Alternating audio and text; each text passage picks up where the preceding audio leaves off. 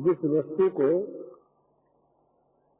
प्राप्त करने के लिए मनुष्य के मन में तीव्र इच्छा होती है और जिसकी आवश्यकता का अनुभव होता है,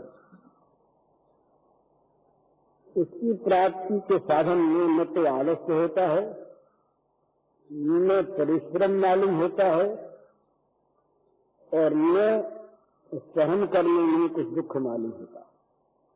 भाई प्राप्त करना है उसको, उसके बिना काम चलता ही नहीं। ये हमारा अपने जीवन का सबका अनुभव है कि जब जिस चीज की मन में तीव्र इच्छा और अनिवार्य आवश्यकता हो जाती है, तब हम जी जान से इसको प्राप्त करने के साधन में अपने आप लग जाते हैं। उपदेश की आवश्यकता नहीं है। तो इसी प्रकार से जब हमारे मन में भगवान की अनिवार्य आवश्यकता पैदा हो जाएगी और भगवान को प्राप्त करने के लिए तीव्र इच्छा उत्पन्न हो जाएगी,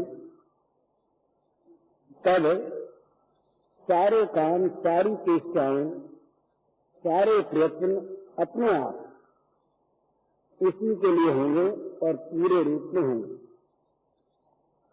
ये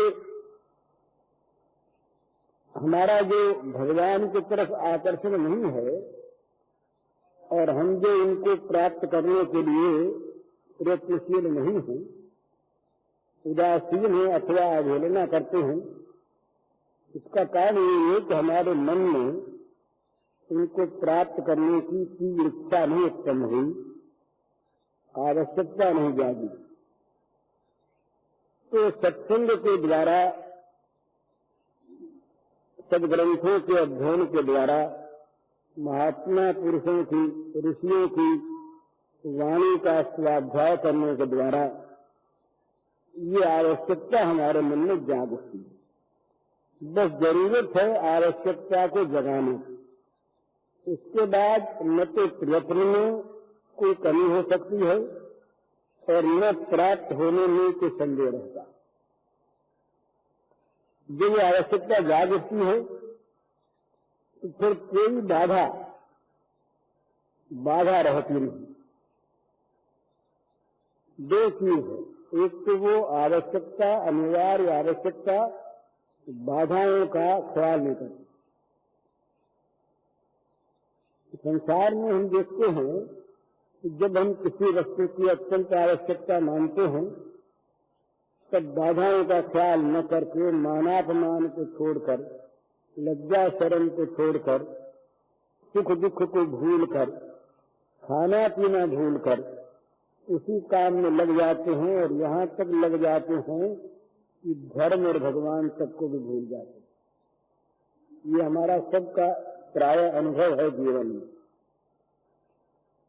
तो एक तो आवश्यकता विघ्नों पर विजय प्राप्त कराती है, स्वाभाविक नहीं। थोड़े से विघ्न जहाँ आवश्यकता अपूर्ण है, जहाँ कम आवश्यकता है, जहाँ उसके बिना भी काम चल सकता है, वहां अगर सामने कोई दिक्कत होगी, बोले नहीं सही, न मिला न सही, कौन बात। तो जिसके मिले बिना काम चले ही नहीं, इस प्रकार की जहाँ आवश्यकता होती है वहां विघ्न की परवाह नहीं करता आदमी। दूसरी बात, एक बड़े महत्व की और है इस साधन में, यहाँ परमात्मा की कृपा, भगवान की कृपा सहायक होती है। मच्चित्त सर्व दुर्गान मत प्रसादा तरीसे। भगवान कहते हैं कि जो मुझ पर निर्भर करता है, चित्त मुझ में लगाता है, उसके सारे विघ्नों को मेरी कृपा हर लेती है। वो मेरी कृपा से सारे विघ्नों को लांघ जाता है। तो जहाँ राम की कृपा होती है वहाँ कोई विघ्न व्यापता नहीं।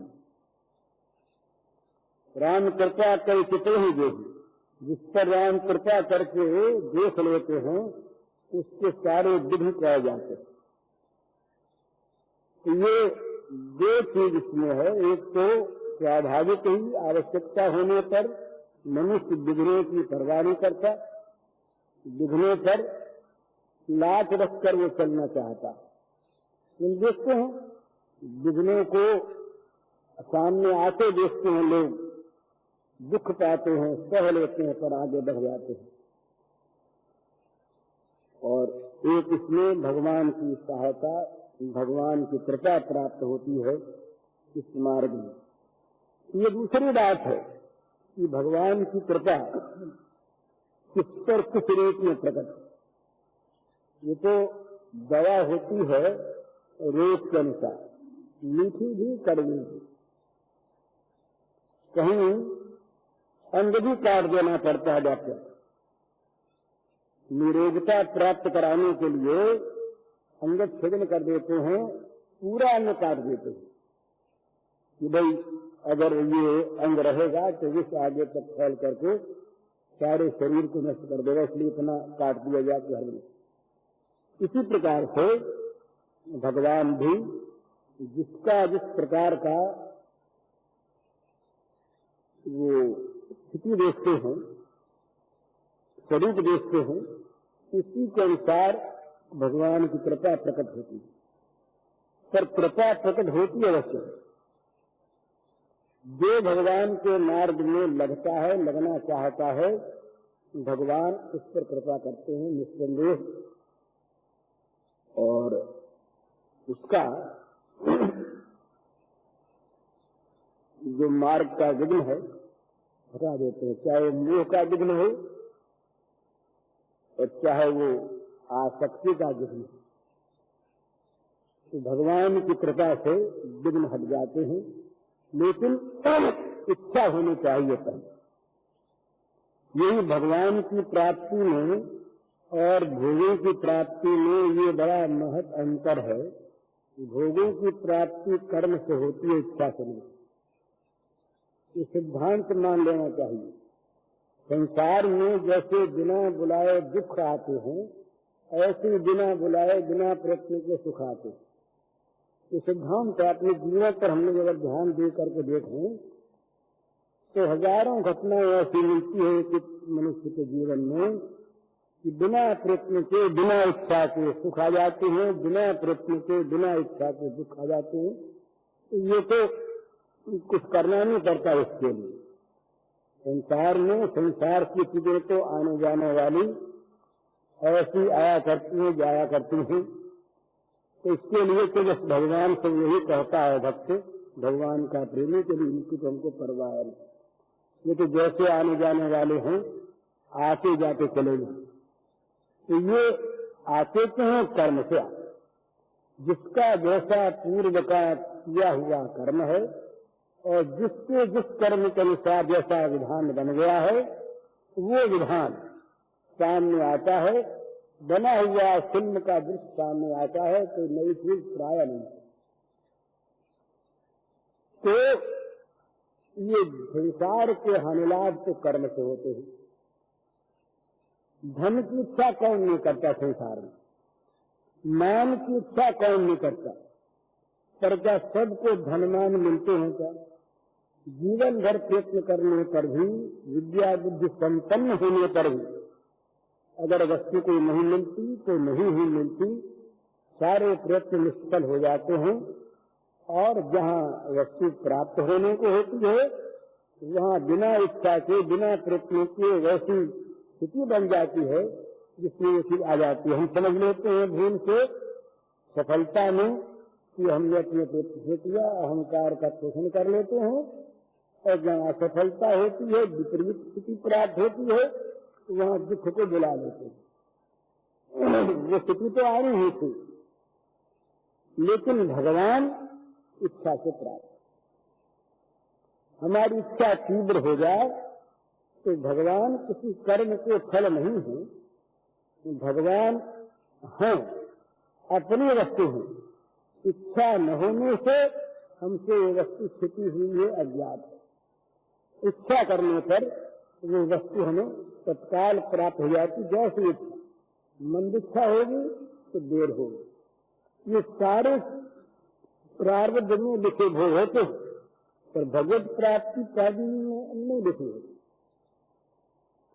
कोटि कोटि जन्मों के कर्म भगवान को प्राप्त करने की शुभेच्छा होते ही कट जाते, जल जाते।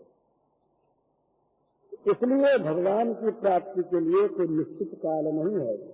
जब हमारी इच्छा तीव्रतम हुई, हमारी इच्छा में अत्यंत आतुरता हो गई, इसके बिना काम नहीं चलता, बस भगवान तब स्वयं इसके लिए आतुर हो जाते हैं। और भगवान जब आतुर होते हैं तो भगवान का संकल्प और संकल्प की सिद्धि ये दोनों साथ होते हैं। जहाँ संकल्प किया, ये जो सृष्टियां होती है बीच बीच में प्रलय के बाद, वहाँ क्या होता? भगवान का संकल्प होता, एको हम बहुश्याम एकाकी न रमते। भी अकेले से खेल होता नहीं तो बन जाए, जहाँ संकल्प हुआ बन गई। सारा संसार भगवान के संकल्प पर युद्ध है, संकल्प पर सारा प्रतिष्ठित है। भगवान का संकल्प ही जगत है और भगवान का संकल्प छोड़ देना ही प्रलय है। तो इसलिए भगवान हैं, सर्वत्र हैं, सबके लिए हैं। तो भगवान की प्राप्ति इच्छा से होती है, कर्म से। कर्म किसमें आवश्यकता नहीं। तो जो इच्छा से होती है वो चीज मिलनी सहज है ना। विचार करके देखिए, हम धन के लिए, पुत्र के लिए, मान के लिए, इज्जत के लिए, स्वास्थ्य के लिए, भोगों के लिए कितनी इच्छा करते हैं, बार बार इच्छा करते हैं। पर हमारी इच्छा सफल अगर नहीं होती, नहीं होने को होती तो नहीं होती।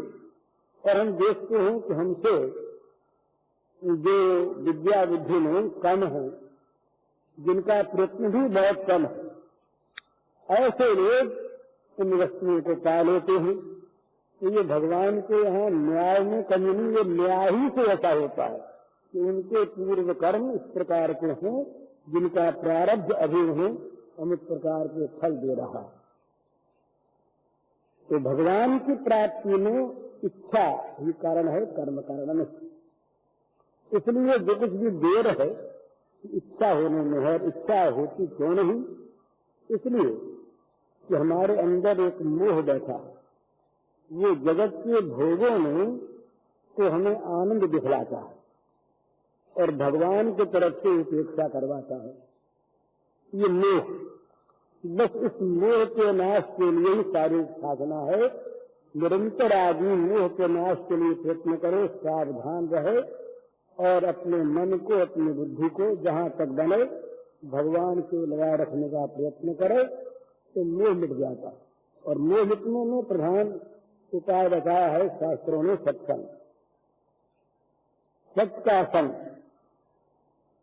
सत्पुरुषों का, सद्ग्रंथों का, सद्भावों का, सद्विचारों का, सदाचरण का। जहाँ जहाँ सत्य है, जहाँ जहाँ भगवान है, वहाँ वहाँ उस वस्तु का संग करने से चित्त के मल का नाश होता है, पर्दा हटता है मोह का, और भगवान की महत्ता सामने आती है। महत्ता सामने आने पर तो फिर मनुष्य वो मानता नहीं, फिर उसका मन नहीं मानता।